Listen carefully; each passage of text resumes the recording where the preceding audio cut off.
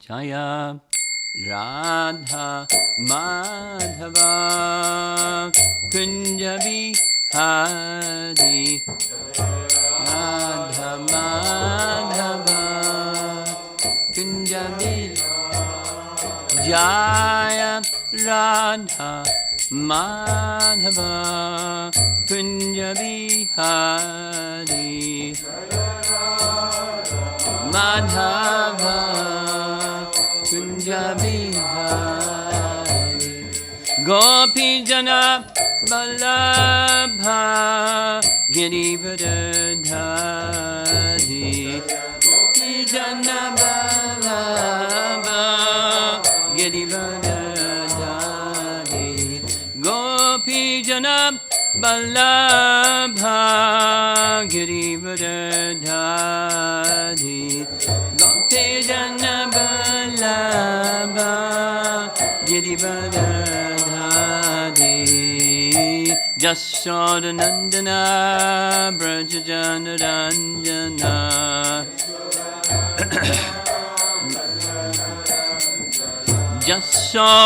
Jasodanandana Brajajana Ranjana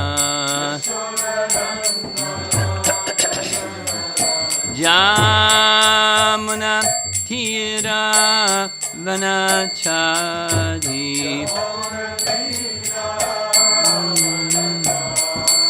Jamuna Tira Vanachari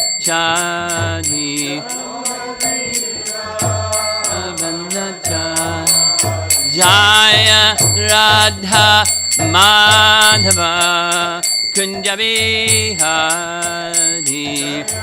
Radha Madhava Kunja Bihari Jaya Radha Madhava Kunja Bihari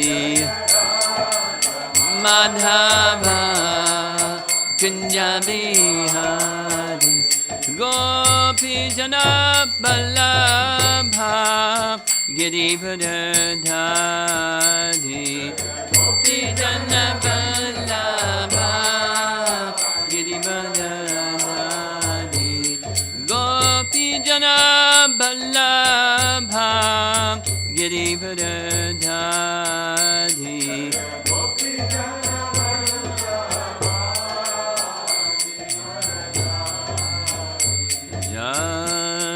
Jasodanandana Brajajana Ranjana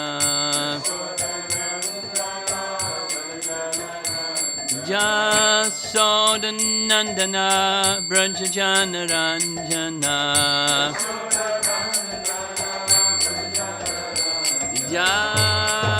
Jamanatira Vanachari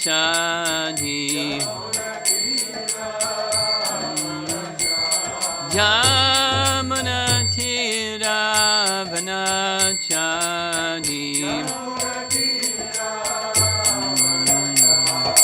Jaya Radha Madhava Kunja Bihari Madhava Kunja Bihari Jaya Radha Madhava Kunja Bihari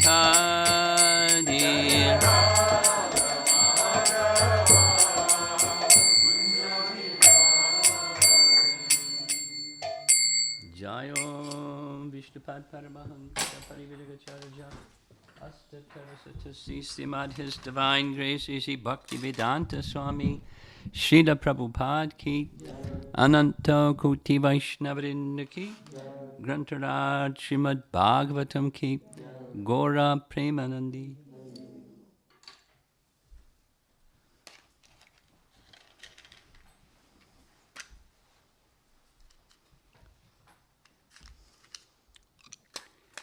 Om Namo Bhagavate Vasudevaya Om Namo Bhagavate Vasudevaya. Om Namo Bhagavate Vasudevaya.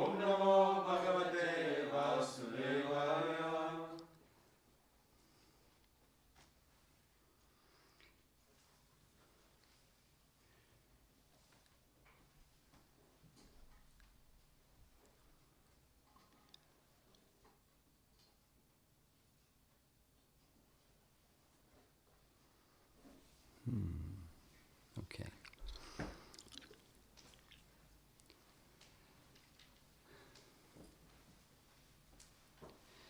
The anatomy of a demon.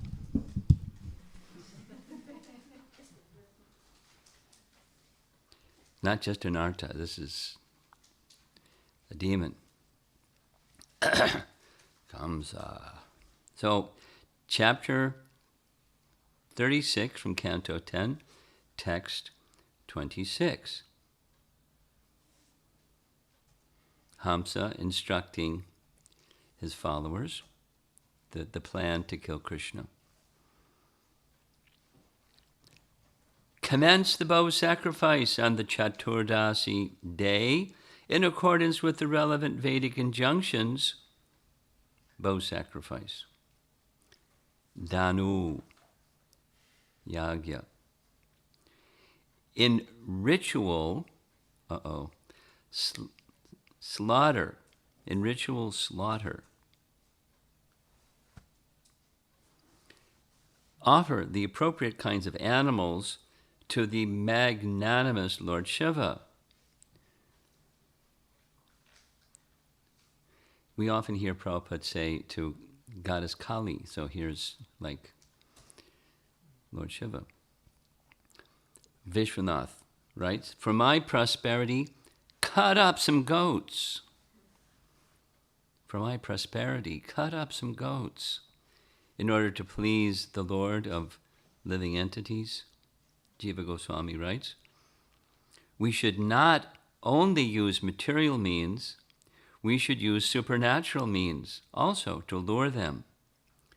The two should be brought on the occasion of a spiritual festival, on the pretext of seeing wrestling matches, that's the material.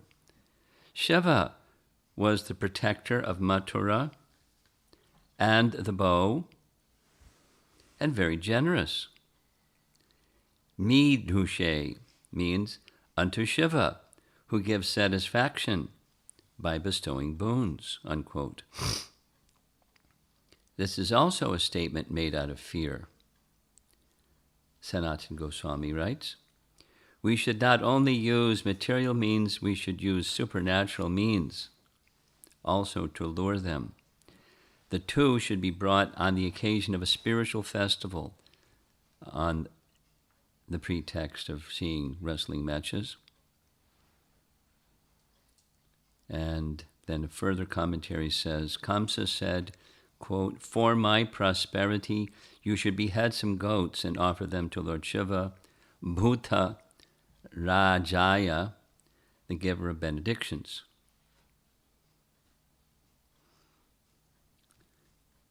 Text 27 from chapter 36. Having thus commanded his ministers, Kamsa next called for Akrura, the most eminent of the Yadus. Kamsa knew the art of securing personal advantage, diplomacy, and thus he took Akrura's hand in his own and spoke to him as follows. Now there's some history of why Akrura is hanging out in Mathura. When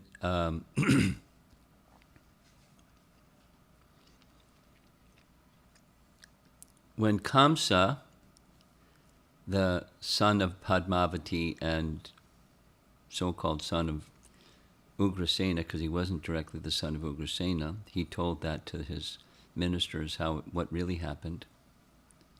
Padmavati and Drumala and that whole scene. But when he heard this voice from the sky, and flipped out. That's when he made his move to take over the throne. He dethroned Ugrasena, put Vasudeva and Devaki in prison, and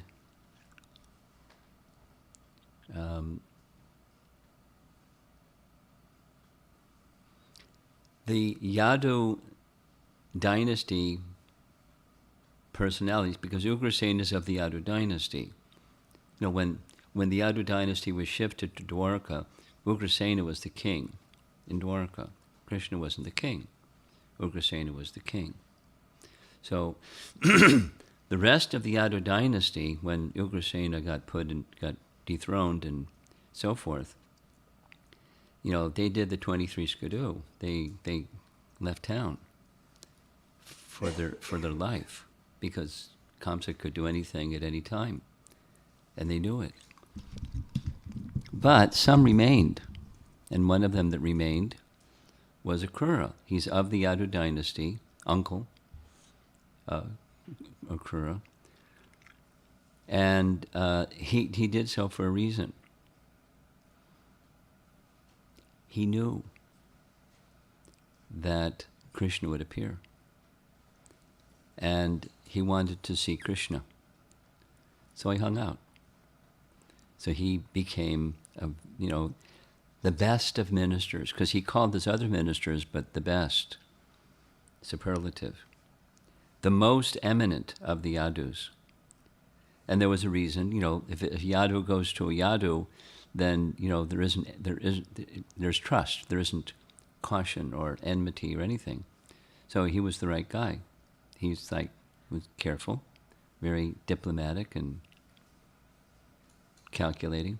It's just part of his strategy.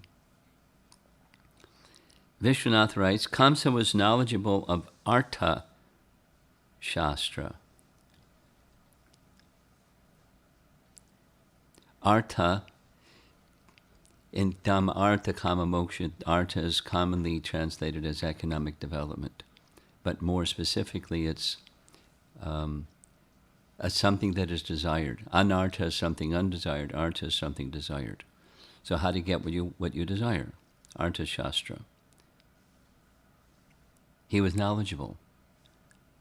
So Vishwanath says he knew all about Artha and Kama, but did not know Dharma and Moksha. Skip the Dharma part, just go for the Artha and Kama part. The demon. Jiva Goswami. Kamsa knew the conclusions, or Tantra. It's a nice definition of Tantra. I'm used to hearing the word Tantra used as procedures.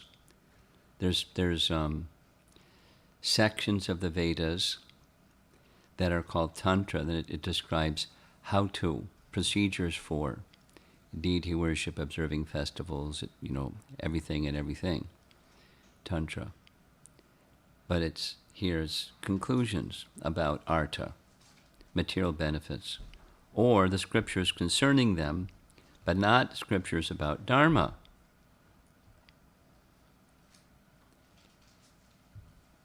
Like, he received Narada so nicely, but it wasn't Dharma, it was Artha. Akrura was the most trustworthy of the Yadus, Yadu, Pungavam, therefore he was suitable to go because of the trust that was invested in Akrura by the Yadus and the Yadu group over there in Braja. So it was the right choice. He called him not because he was Kamsa's man, but because Akrura could deliberate on matters skillfully. He held Akrura's hand to show affection and to make sure that he would not tell others what he would say.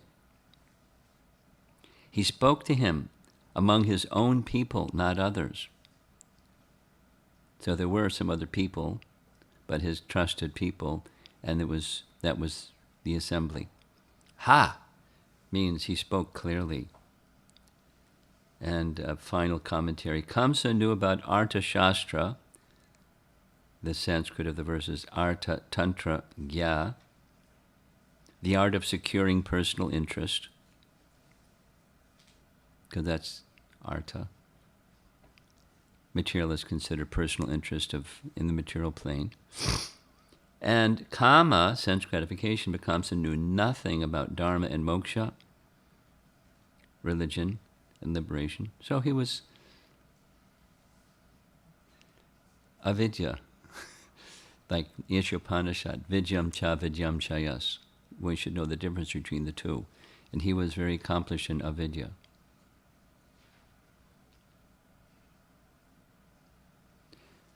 Text 28, my dear Akrura. And the Sanskrit is double, bho, bho. It's commented on. He says it twice. My dear Akrura. My dear Akrura. Come on, what's up? But most charitable one, please do me a friendly favor. Out of respect.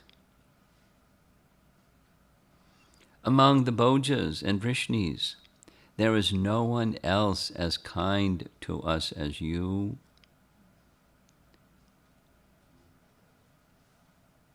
Vishwanath writes, in order to please me, undertake this action, easy for a friend to do. Jiva Goswami writes, Kamsa repeats bho, bho, out of respect, or buttering him up. Oh, best of the generous, Dana Pate, you must do something for my benefit. You should do what is worthy of a friend. Akrura, oh, king of the Bhojas, why do you send me? Answer, you are the order barrier among the Adus. I respect you.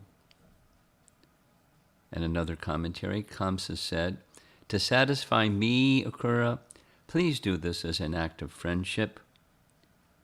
Maitram, we've been hearing this term several times now. Maitra is another word for friend. There's different shades of meaning, but as a friend. It's a text 29. Gentle Akrura, Saumya, gentle Akrura, you always carry out your duties soberly, and therefore I am depending on you. Just as powerful Indra took shelter of Vishnu to achieve his goals. You're like Vishnu, and I'm like Indra. So you're up there, and I'm down here. That's, his language at least. I have come to you, so Vishwanath, I have come to you because you can execute the task most perfectly. Jiva Goswami writes, oh, peaceful Akrura, he addresses him to encourage him. I take shelter of you since you are my friend and you are peaceful. Akrura, for what purpose do you take shelter of me? Answer, I take shelter to accomplish an important task. But you are capable of doing everything yourself. Why do you need me? Answer, that is true. But even if I am capable, the work will succeed with assistance. He gives an example. Though Indra was capable, Vibhu, he took shelter of Vishnu to achieve his goals. He indicates that Vishnu is inferior to Indra since he hates Vishnu. Duplicity personified. Another commentary, Kamsa said, I have come to you because among my relations you can execute the task most perfectly. And then text 30. Please go to Nanda's village, just like it reminds me of Ravana asking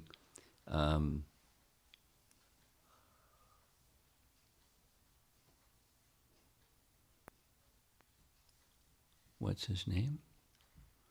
Who became the golden deer? Maricha.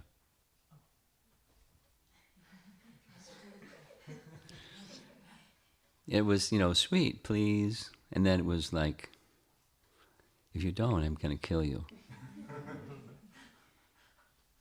Diplomacy. Please go to Nanda's village, where the two sons of Anakundundubi are living. Now, there was this discussion about what's the derivative or the meaning of this name, Anakundundubi, and I spent some time. And I couldn't find an answer. There's a meaning for Anakundundubi, but it's just another name of Vasudeva. And how that stuck to him, I couldn't find an answer. So don't ask me that same question again.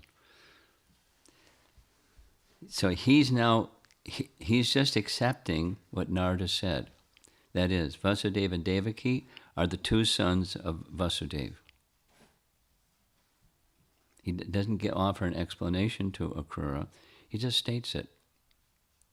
Because previously, that wasn't the idea. But where the two sons of Anakundundubi are living, and without delay, bring them here on this chariot. Purport. This is the BBT purport. Srila Vishwanath Chakravarti gives the following interesting note, quote, when Kamsa said, with this chariot, Ratena, he pointed with his index finger to a brand new, attractive chariot.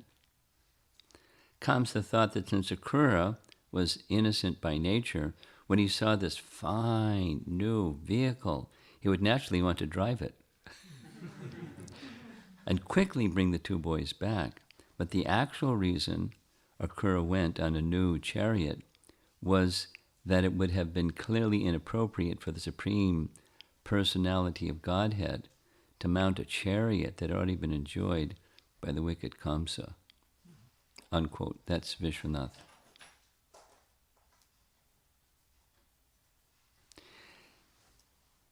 There's other commentary I've read that says, Apnavan Manyate Jagat, that he was thinking, he's appealing to him. He's not like threatening him. He's appealing to him. So he's thinking like himself, an enjoyer, sense enjoyer. And a sense enjoyer would, wow, this is really an honor here. Like won the lottery. And here's like this super mobile or conveyance. So he would entice him to fulfill his request. Vishwanath. Pointing with his finger at the new chariot, Kamsa said, seeing the new, astonishing chariot, the young boys will readily sit in it. Akrura took the new chariot, thinking that it would be unsuitable to bring the Lord in something used previously by Kamsa. Jiva Goswami writes, and this is all we're going to cover this morning. Having encouraged Akrura, Kamsa states the mission. They are in Braja and have not fled elsewhere. Bring them in this chariot, Anena, newly constructed and profusely ornamented. Kamsa gave his own chariot to show special favor to him. Seeing the new, beautiful chariot, the two children will be happy to mount it by their own, without delay. Actually, by the will of the Lord, that nice arrangements were made for his welcome to Mathura.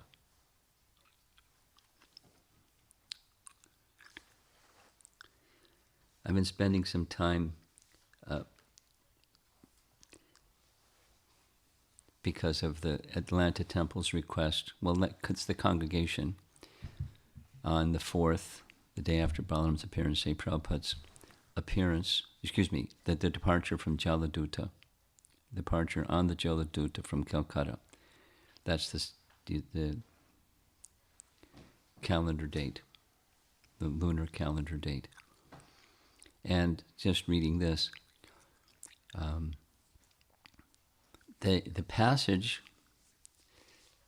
that the cabin that Prabhupada was provided on the Jaladuta was right next to the captain's cabin, and it was a VIP cabin. The rest of where everybody stayed was like, barracks. It was the sailors, and the sailors didn't have something, well furnished and everything. Then the room that Prabhupada, that little cabin for the 36-day journey or 38-day journey, was, really first class. Now, normally it's a cargo ship, so there's not passenger accommodation, but it was arranged. It just so happened, providential arrangement, that there wasn't somebody occupying that. Although later, Prabhupada describes that he had a roommate, or somebody else that was sharing that space with him during part of the journey. Doesn't give the detail. But when when there was sickness due to a rough sea, the other person was also experiencing. And in his journal, this is another sharing. The journal begins before after he got this letter and got the permission from Sumati Morarji reluctantly to give Prabhupada passage. So it begins way over in Bombay, and then sequences. But during that, and there was just little practical thing. I mean, it's just a note to himself. How many rupees he spent for riding a tram or a bus, and when he did what he did. Real short. But when he got to this intense seasickness where the first stroke took place, it's just a line in the page that goes like that. He was so he put something. We don't even know if it happened. He put something the same day, but several days it was just a line like this, or like this. It was really severe, really severe.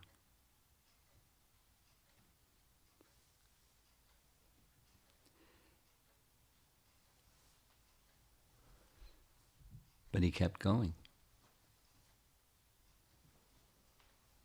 And they had a Janmashtami festival on the boat.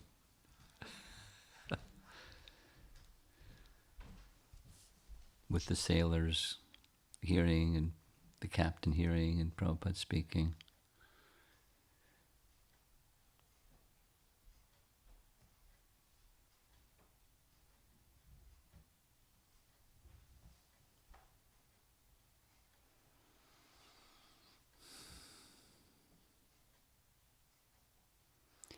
And his solace was Chaitanya Charitamrita. So we're getting solace from Srimad Bhagavatam. I know another group of devotees, well, I'll be specific, because I had to reach out to Rabindra Swarup Prabhu for something else, for being a speaker at the Festival of the Holy Name. So he did it remotely. That was really nice. But I found out from his secretary, Shraddha, that every day they're just reading from Krishna book during the whole pandemic thing. This, like we're doing. Some people, and then people remote and people that are living upstate New York or whatever, people connected to Rabindra, they're just reading Krishna book.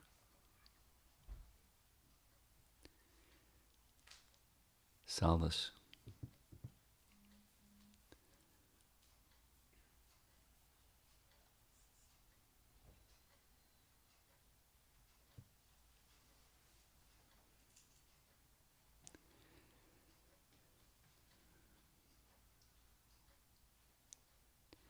There's a certain, not only our acharyas speak about it and write about it, the sweetness of Krishna's associates and their love for him. There's also a sweetness just hearing. I was thinking as about to begin this morning's discussion.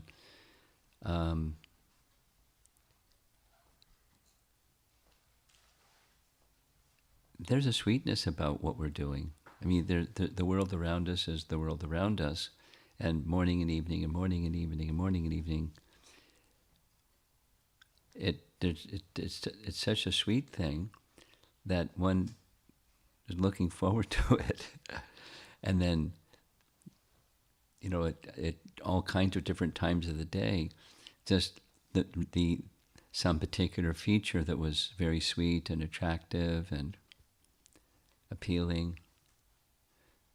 It's just the forgetfulness of Krishna moves into remembrance of Krishna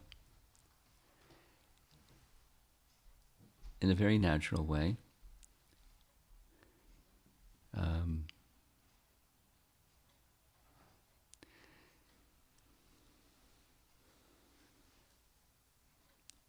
Our scriptures, Prabhupada it speaks like this. Our scriptures don't speak simply, philanthropy and altruism and be kind and love one another. I mean, it's not that it doesn't say that, but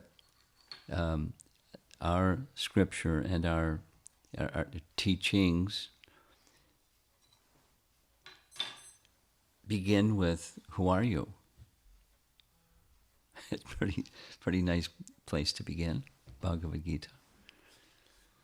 And then who are you connected with the bigger picture of who are you? You're part of something much bigger than you. You're part of the creation, and the creation is part of, so matter and spirit are all part of the source. And so that knowledge goes further. Again, mentioning something that we talked about briefly yesterday evening, was a good question. In chapter 13, verses 8 through 12, Bhagavad Gita, there are two metaphors. One is specifically citing what Prabhupada says. The items of knowledge, Prabhupada writes in the purport, it's like a staircase, and there's step 1, step 2, etc. It goes to the top, and the topmost knowledge is to know Krishna.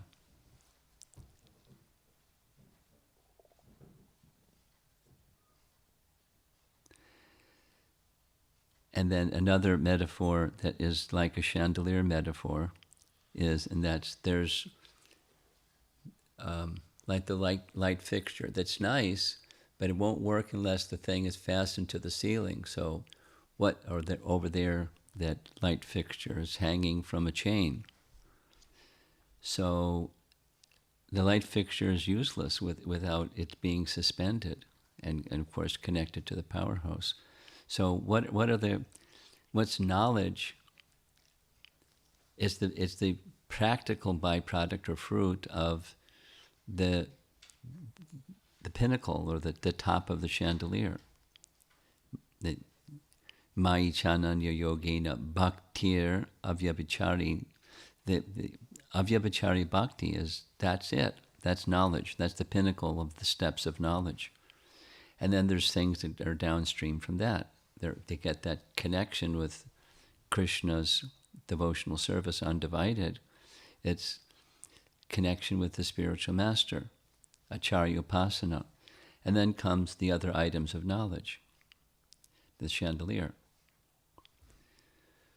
So with our scripture, the starting point is, who are we? But the purpose of who are we isn't just, aham brahmasmi. It's to connect with Krishna. The purpose of everything is to connect with Krishna. And so it's advised before going to 10th canto, one reads the other cantos. And we're in 10th canto simply because when the pandemic started, that's where, I was in Chicago and they're reading from the morning class was the 10th canto. So that's why we're doing what we're doing. But it also helps. That's the goal. And do I really want to know who I am? Is that important to me? Like, what's important to me? Well, happiness is important to me.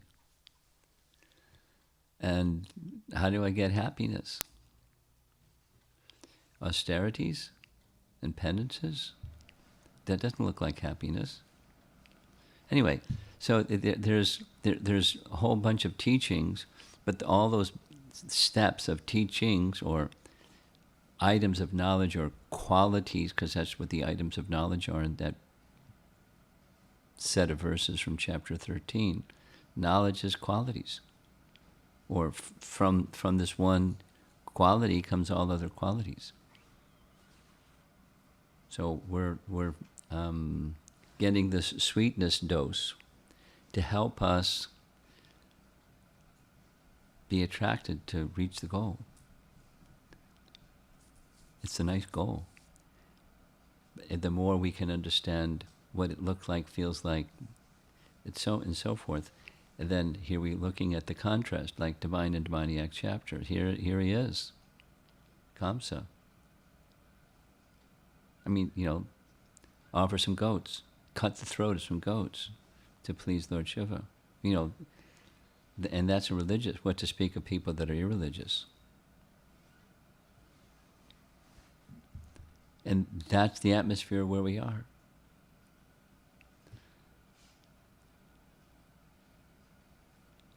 Driving back and forth to these programs, there's, getting to see that what's Detroit like out there. Different businesses and different kinds of homes and different thises and that's. But I'm every time, it's just one of the things that I've been doing, thinking, what a demoniac culture we're in. Those drive-in places where they're selling this and that, the lines are so long. They're so patient. The lines are so long. Some places are not so long, but most of them are long, and some of them are just like, 50 cars lined up to get a slaughtered animal.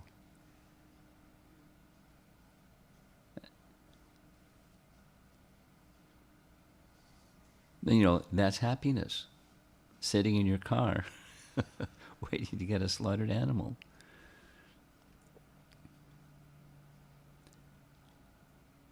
Misdirected civilization. Who are you? Forget it. That's not happiness.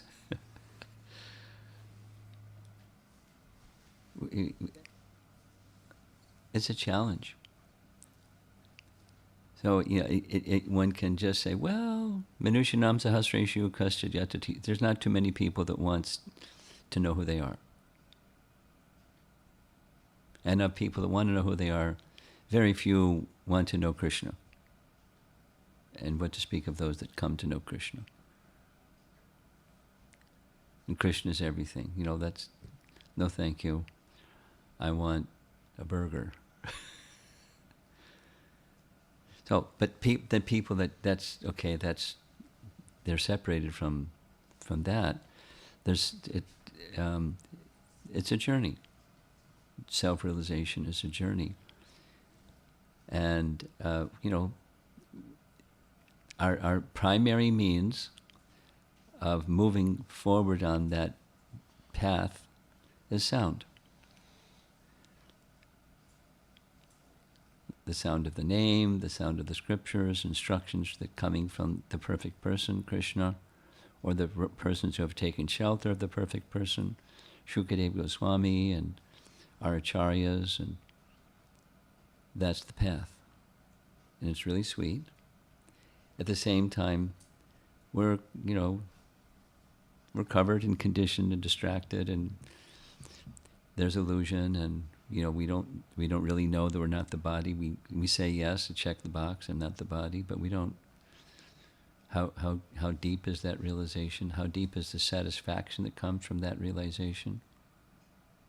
Brahma bhuta prasanatma, na sochati, na kangsati, samak sarveshu bhuteshu, mad bhaktim labhate. We come to devotional service when all of that's there.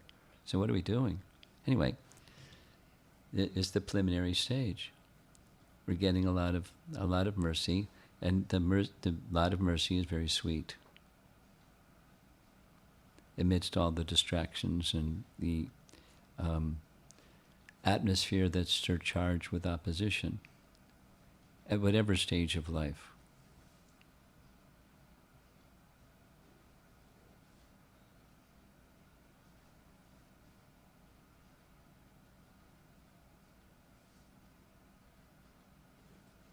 People get really serious when there's crisis.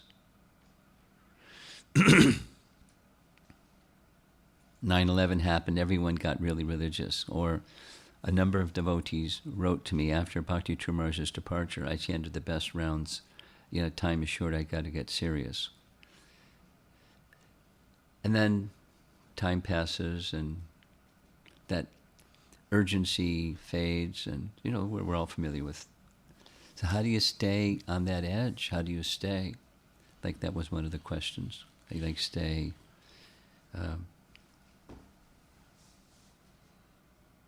with a sense of meaningfulness and not become complacent and it becomes mechanical?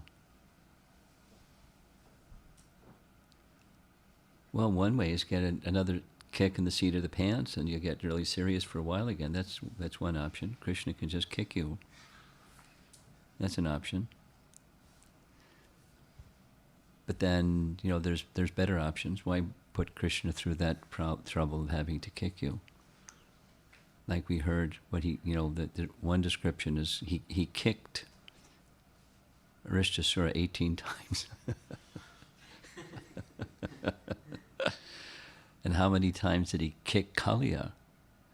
How many times do we have to get kicked? So there must be better options. That's an option.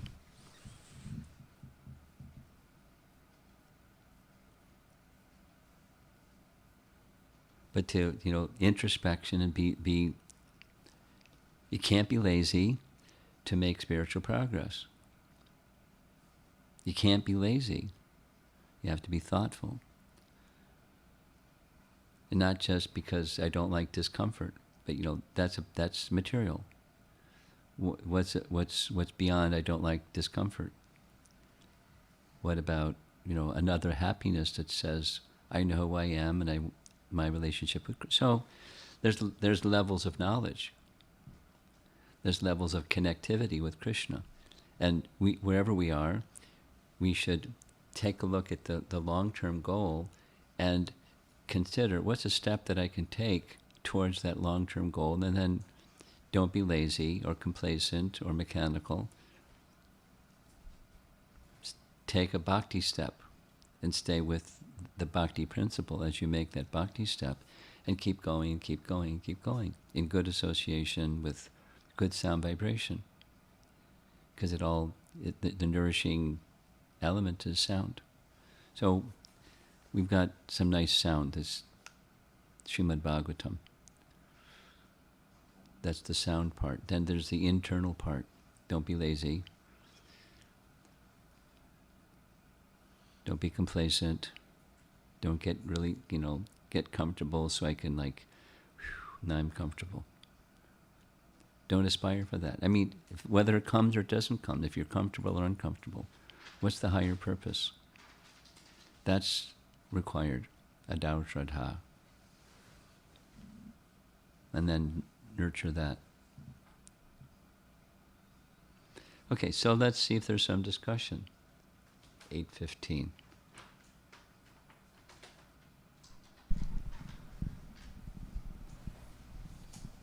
Be patient. It's somebody will.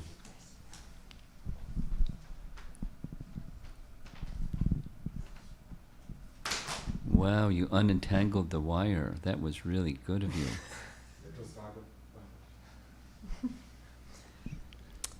This is not related directly, at least, but this is something I've been thinking about for a few months.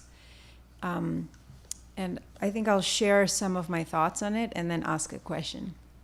So the topic is about stress. What do you mean? So stress is something we hear that is a cause, probably a primary cause of disease. Yes. And so I've heard Prabhupada say that, there are only two reasons why we get sick. One is that we eat something wrong, or the other is stress. And something I've heard yourself say is most stress comes from desires. So I don't remember the context. It was like a quote. Okay.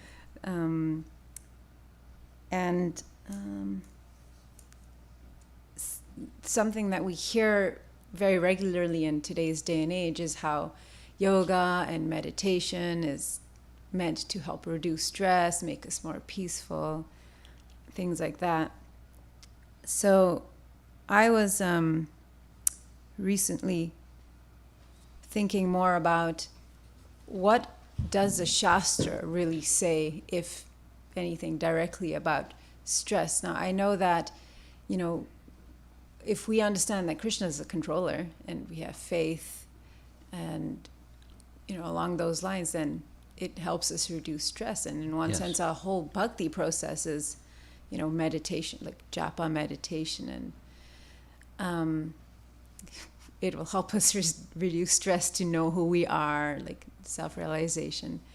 But I was really wondering if there's something in Shastra that, the word stress is like directly addressed. I don't know.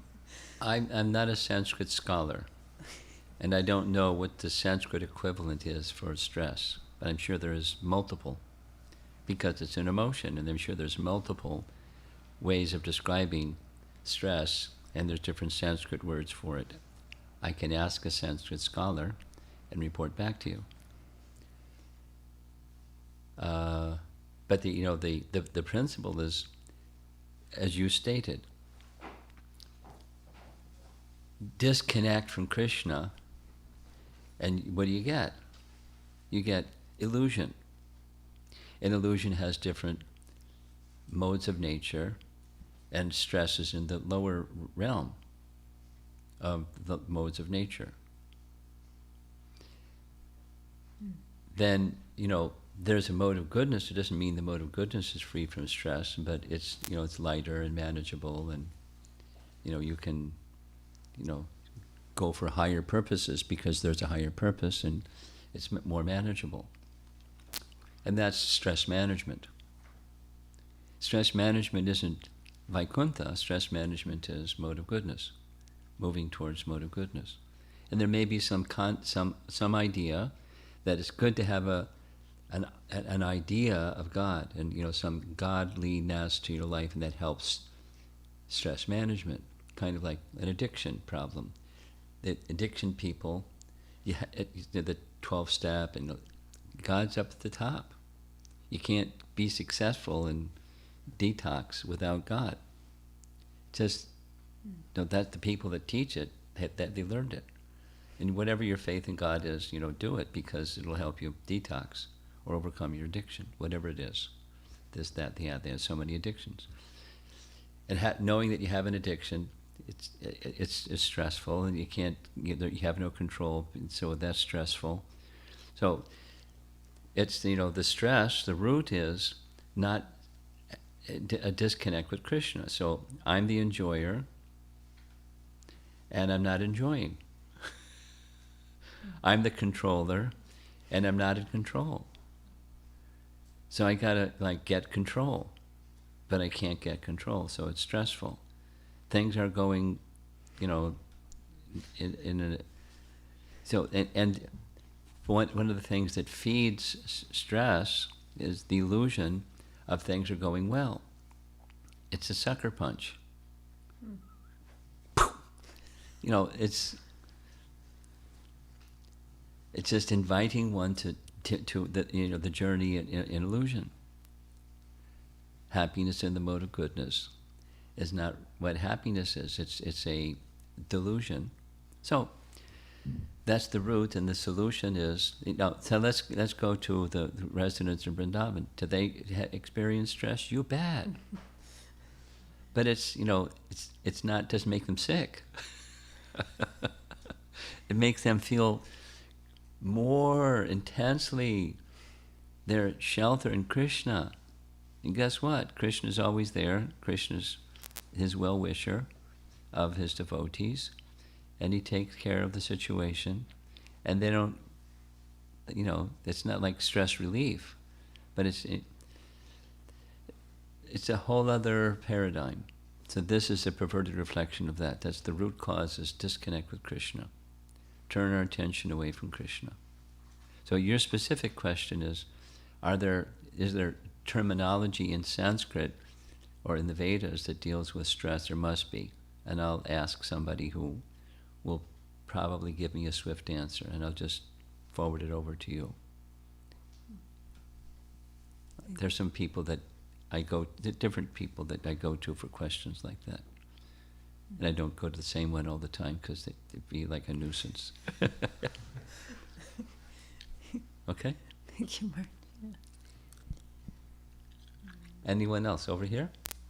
No. Okay. Yes. Marge, I have a question related to yesterday's morning class. And I was wondering, where do you put the line between over-planning and planning properly? Overplaying? Over-planning. Overplaying. Planning. Overplanning. Oh. Overplanning. And planning. Yeah.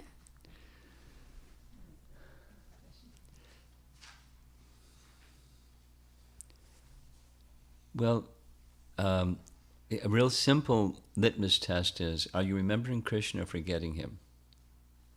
And overplanning is when you forget Krishna.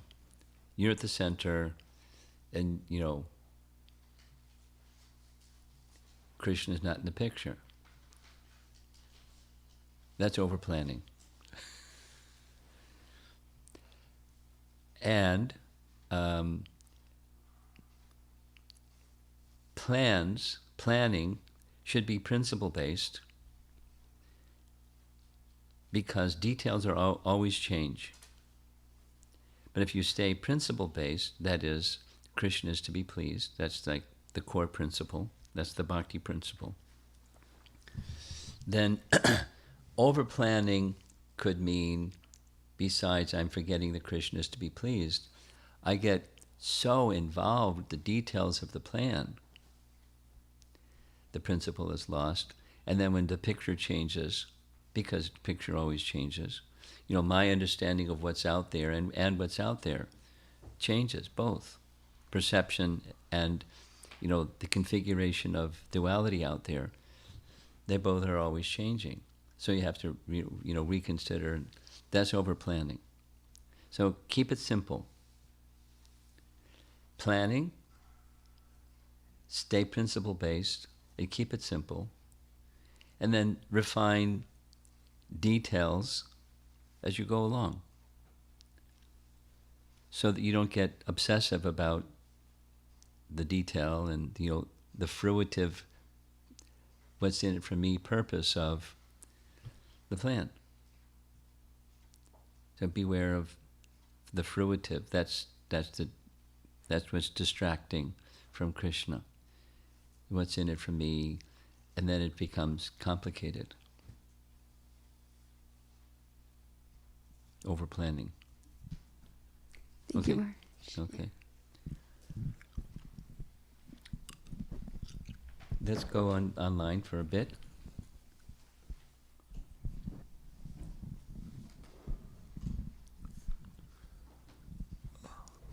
This first question is from Archana Dattar Mataji, and she asks, in Brihad Bhagavatamrita, chapter Vaikunta, verse 110, it says, the Lord of Vaikunta became Krishna. Lakshmi and Dara became Radhika and Chandravali. Could you please explain this, Guru Maharaj? How about I take the text that you're referring to, and we discuss it tomorrow.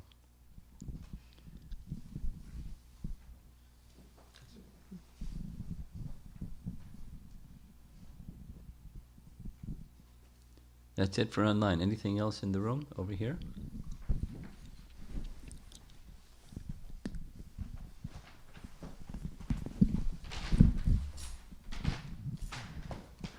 Hare Krishna Maharaj.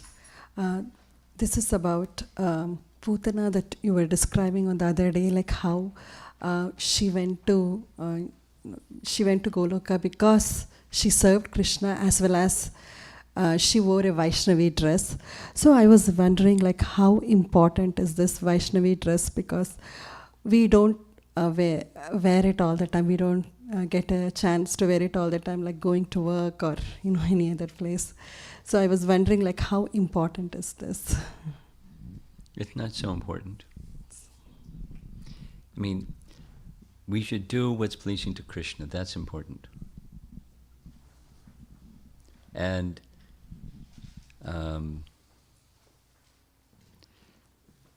for certain services, let's say deity worship, or that was just connected to deity worship, or when we're in the company of devotees, we want to remind of the devotees of Krishna. So when we can, when it's not inappropriate, we like to remind the devotees of Krishna. But even that, we can remind others of Krishna just by who we are, our character and our demeanor and our Vaishnava qualities. That's certainly with the public, when we're at work or this or that, going into public places, it's our character that speaks more than how we dress. But the goal is, within ourselves, to remember Krishna and to remind others of Krishna, and thereby please Krishna. And you don't need something outside to do that. But when it's inside, then you want to do that when it's appropriate, as opposed to when it might not be appropriate.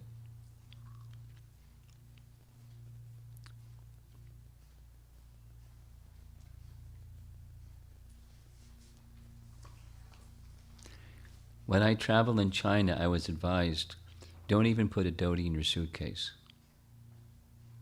Because sometimes they do security check with your luggage, and if they find a dhoti,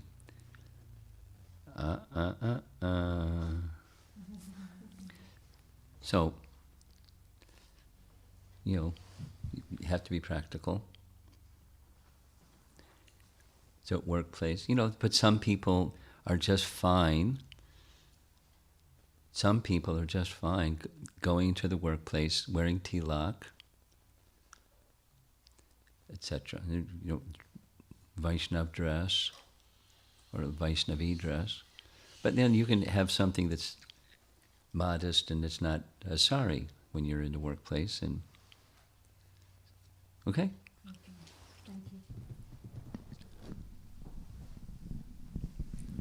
Your business is to help people remember Krishna and to remember Krishna yourself. Yeah. Maharaj, we hear this number 18 repeated times, like Krishna kicking Aristasura 18 times. You hear what many times? 18 number. The number 18. Yeah, it says, We hear 16 a lot too. I was trying to understand if there is any specific. I'm not a numerologist. No idea.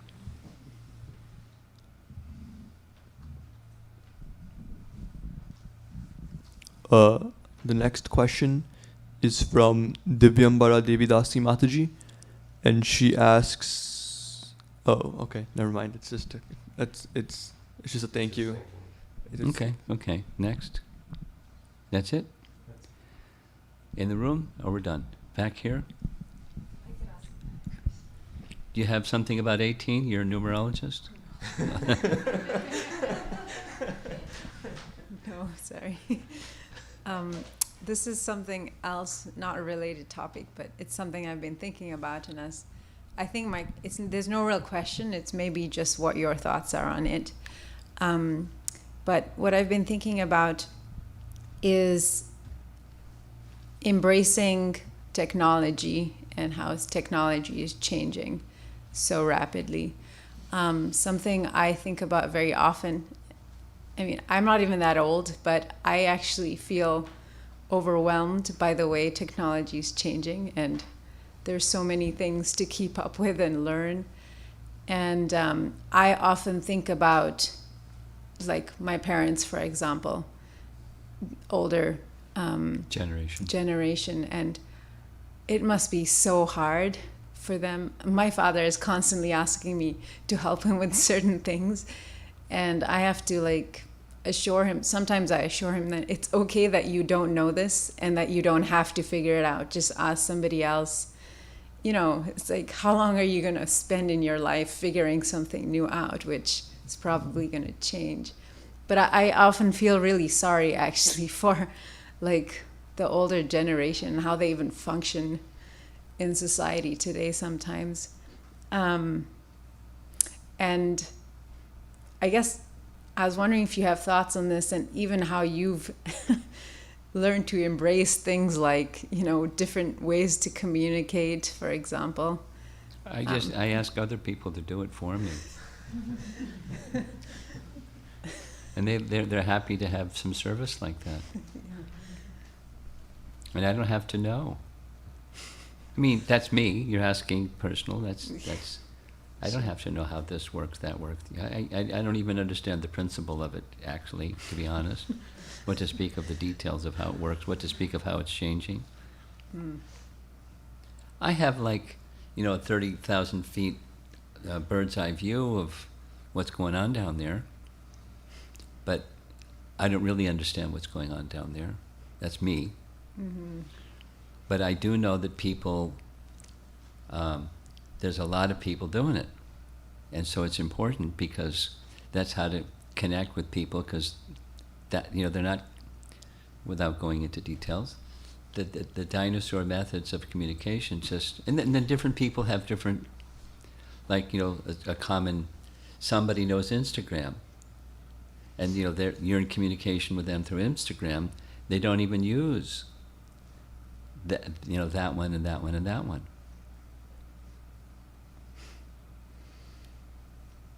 But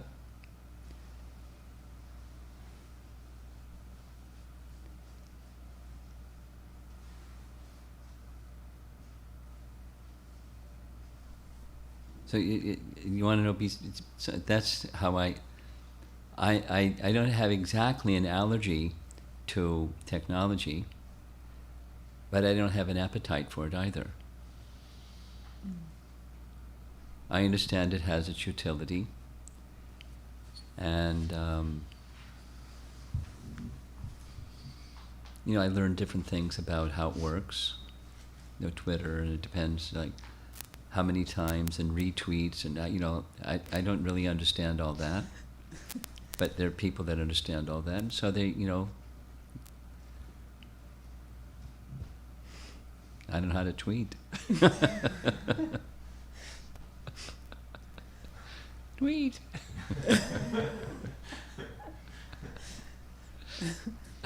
There's definitely someone doing that on your behalf, Maharaj. Yeah. Well, you know, there's certain people in the world that they know a lot about it. There's some people that that use it all the time in big positions. And, you know,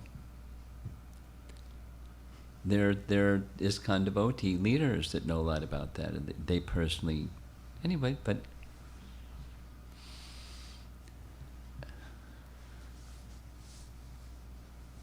I have a different priority. I really like spending time with Srimad Bhagavatam. And probably should be doing some other things, but anyway, so. Anything else? One more online, okay.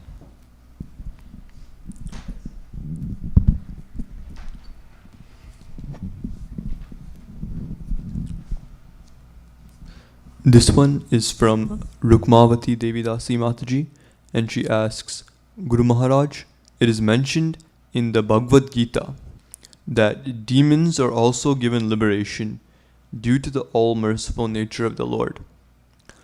So, is that